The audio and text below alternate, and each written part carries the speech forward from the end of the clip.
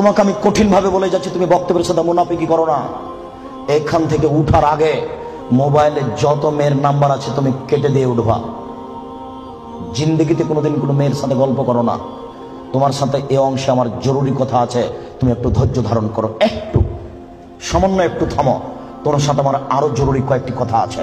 মুহাম্মদ সাল্লাল্লাহু আলাইহি সাল্লাম বলেন, আমি রাতে ঘুমিয়েছিলাম, জিবরাইল আমার ডান হাত ধরলেন, মিকাইল আমার বাম হাত ধরলেন, ধরে আমাকে নিয়ে চলে যাচ্ছেন।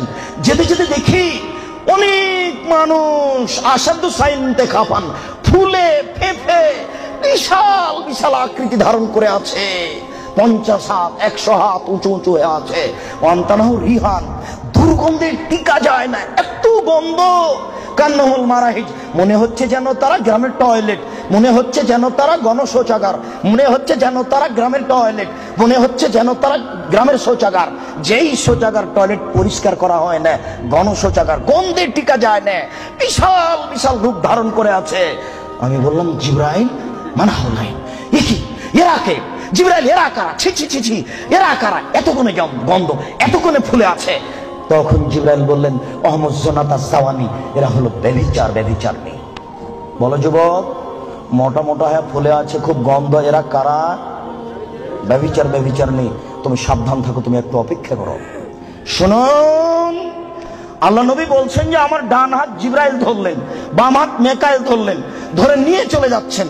যেতে যেতে দেখি একটা গর্ত, চুলার মতো। কোন চুলা? যাতে তন্দুরি রুটি হয়।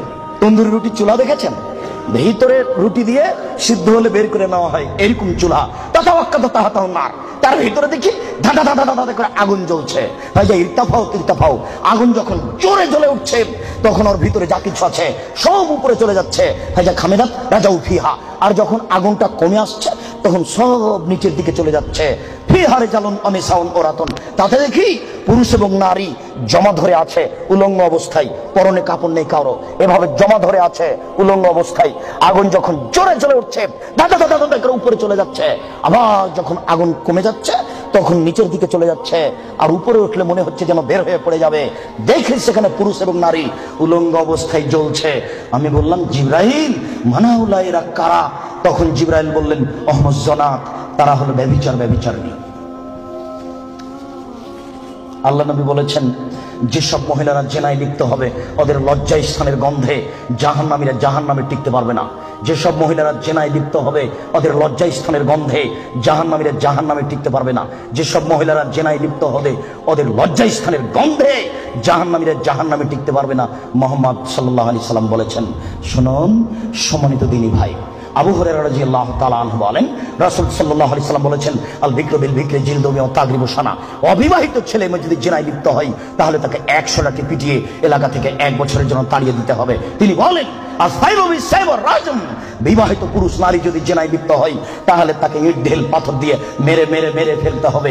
এদেশের লাখো ভাবিকে ইট ঢেল পাথর দিয়ে মেরে ফেলতে হবে যারা দেবরের সাথে জেনায় লিপ্ত হয়েছে।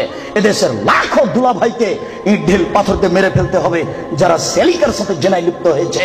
এদেশের লাখো পুরুষকে ইট ঢেল পাথর দিয়ে মেরে ফেলতে হবে যাদের স্ত্রী থাকার পরেও অন্য নারীর সাথে জেনায় লিপ্ত হয়েছে।